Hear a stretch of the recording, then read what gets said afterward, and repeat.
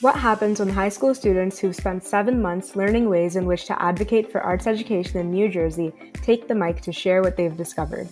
Welcome to Art Isn't a Limit, an Arts at NJ Youth Ambassador podcast, an all-youth-led show where we explore how the arts transform lives, communities, and possibilities.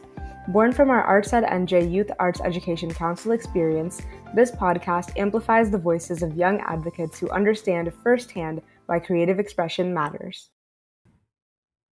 Welcome back to another episode of Art Isn't a Limit. I'm Isabella, and today we are having a special group joining us. One that's proving that young people don't just care about the future, they're actively building it. The GreenWay Squad is a student-led organization on a mission to expand recycling education and push sustainability forward. Not just in their school, not just in their community, but globally. Through hands-on workshops, community service projects, and local collaboration, their chapters are teaching students how to put sustainability into real practice and actually measure the impact they're making. And if that wasn't impressive enough, they even have a chapter in Belgium. Today, we're sitting down with the members of the GreenWay Squad to hear their story, how it started, what drives them, and where they're taking this movement next. Let's get into it. Let's go around and introduce yourselves. Hi, I'm Madhavi. I'm a junior at Ridge High School, and I'm the founder and executive director of GreenWay Squad. Hi, I'm Madhu. I'm a junior at Ridge High School, and I'm the co-founder and director of technology at GreenWay Squad. Hi, I'm Catherine. I'm a junior at Ridge High School, and I'm the co-founder and director of media of Greenway Squad. Nice to meet you all. Madhavi, how did you start your organization? So, our organization started after a lot of talk and discussion on how to best tackle the issue of sustainability. Because from the start, all three of us knew that we really wanted to start an organization on sustainability, specifically to help more youth. Understand the climate change and climate issues, right? But the biggest thought that we had in our mind was, with these skills that we have as youth, how can we make the most impact? Because we want to do our work in the place where we know that we have the capacity and we have the best skills to do that kind of work, which is why we chose to specifically target youth and climate education, because we knew that we had experience with climate education. We learned about climate change in our schools, and we also knew the issues with the system, so we could go and tackle it through our organization.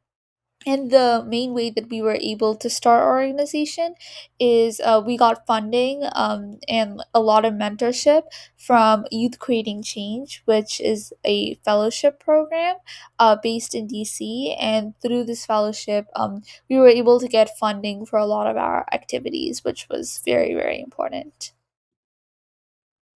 It's really great to hear about your origins, as there's a lot of young people who I'm sure would like to start projects like these and don't always know where to begin. I would like to move on to Catherine. What were some of your greatest challenges in starting your organization? I feel like our biggest challenge was probably establishing credibility in the beginning because we had a lot of big ideas, but in the beginning especially, it was hard to find venues where we could host our sustainable art workshops because it wasn't something that we had done before. And also, I feel like in the beginning it was a bit difficult to recruit more members to our organization, but once we established a really strong home base and did more events in our local town, it became easier to get more people involved. I love how you guys were able to tackle the problems that came your way. I would like to go on to Madhavi. When did you develop a passion for sustainable art, and what compelled you to create this youth-led organization? As a kid, I was really into DIY art. I would take leftover cardboard, leftover pieces of paper, and string, and I would create puppet shows and kites and like room decor. So I was really into it, and I didn't really think at the time that this was sustainable art. Like, no, this was just something that I love to do for fun. But later on, I started to realize how important it is to help the environment and how I was actually doing something in my own life to contribute to the cause. And I think that art shifted how I thought of sustainability as a whole, because it became something very tangible for me that I could do in my own life.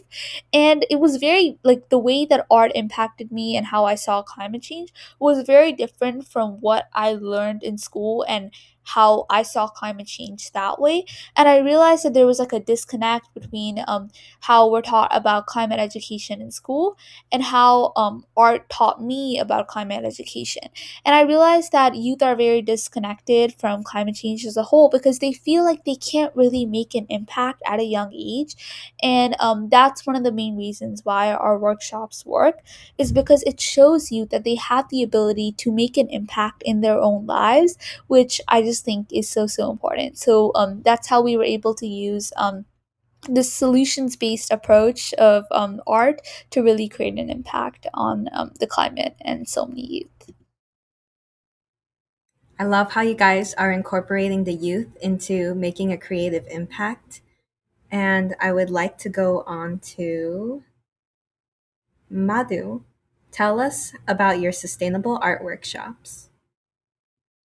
Yeah, of course, I would love to. So we have three types of sustainable art workshops. So we have the community, classroom, and canvas. So community is when we book a local venue, which is generally a library or a school. And what we do is we conduct our sustainable art workshops there. So we cut plastic water bottles into different shapes, and participants basically use their creativity to develop different artworks like palm trees, spiders, and flowers.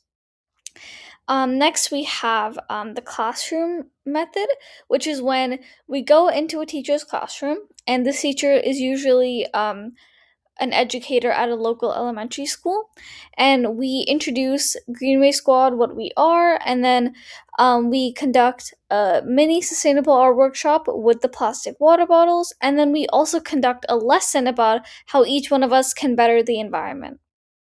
Finally, we have the canvas, which is also known as a community collage. So basically, it's when we take part in a larger event.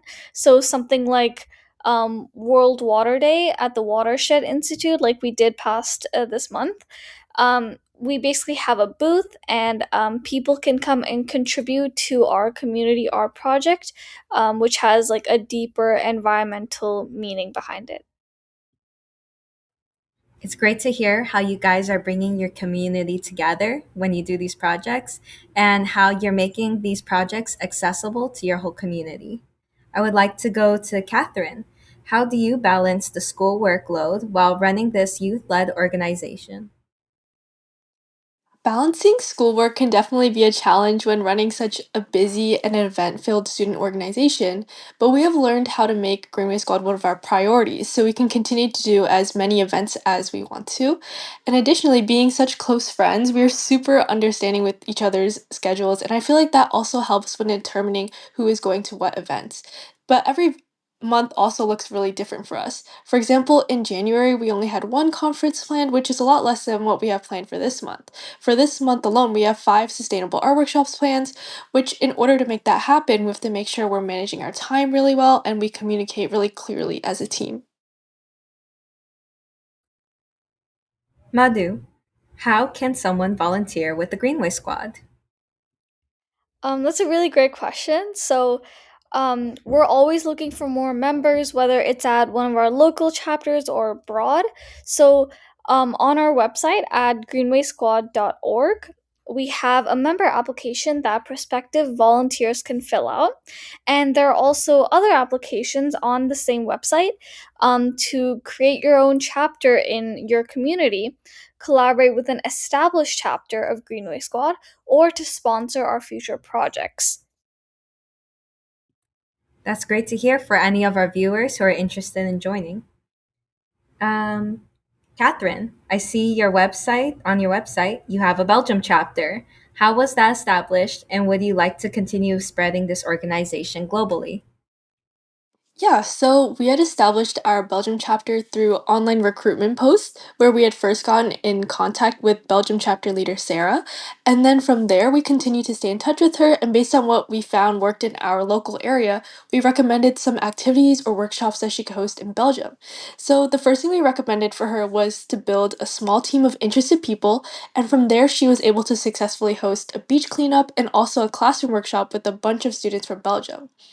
And as for your second question, we would love to continue spreading GreenWay Squad globally because we truly believe that youth are the change makers. And by empowering them with the right tools, resources, and mentorship, we can help to ensure a sustainable and equitable future for all. Madhu, what has been your greatest success that has come out of starting the GreenWay Squad? I think just as a whole, like, we're honestly just so grateful for all the opportunities that we've had so far, and none of this would have really been possible without the help of our mentors and adults who have supported us through this journey. So to answer your question, I believe that one of our greatest successes has been the Sustainable Art Workshop Guide that we've been able to provide to so many educators across the country. So this is basically a guide that explains how we have conducted our sustainable art workshops in the past and how other educators across the country can also conduct a similar workshop in their own classroom. So we're just truly honored to be able to continue to expand our impact, and we really look forward to doing even more. That's great to hear. I would like to move on to our last question to Madhavi. What's in store for Greenway Squad's future? I for one am super excited for Greenway Squad's future, and you guys should be too, because we have so many workshops coming up, and we're looking to spread our sustainable art workshop guide to so many people.